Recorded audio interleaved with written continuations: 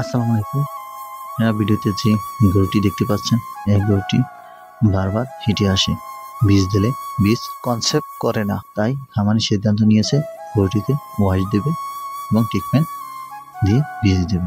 গরুটিকে wash দেওয়ার জন্য আসা হয়েছে এবং গরুটিকে ওয়াশ দিয়ে তারপর বীজ দেওয়ার সিদ্ধান্ত নেওয়া হয়েছে। যদি আপনাদের গরুতে বারবার হেঁটে আসে, বীজ কনসেপ্ট করে না, তাহলে গরুকে ওয়াশ দিয়ে ট্রিটমেন্ট করে তারপর বীজ দেবেন, দেখবেন বীজ ধরে যাবে। কেননা জরায়ুতে বারবার বীজ দেওয়ার কারণে একটি লেয়ার তৈরি হয়। পরবর্তীতে এই লেয়ারটি বা বীজ দেওয়ার সময় খুব মসৃণ এবং সূক্ষ্ম জায়গা হওয়ার কারণে কোনো সময় যদি আঘাত পায় বা বেলাট আসে, পরবর্তীতে ওখানে ইনফেকশন হয়। এই ইনফেকশনটা চলে যায় এবং অন্য কোনো সমস্যা থাকলে জরায়ু সেটাও চলে যায়। এই কারণে ওয়াশ দিয়ে বীজ দিলে বীজ কনসেপ্ট হওয়ার সম্ভাবনা বেশি থাকে। তাই আপনারা আপনাদের গরুর এই ধরনের সমস্যা হলে ওয়াশ দেবেন, ওয়াশ দিয়ে বীজ দেবেন, দেখবেন পরবর্তী ডাকে বীজ কনসেপ্ট করেছে।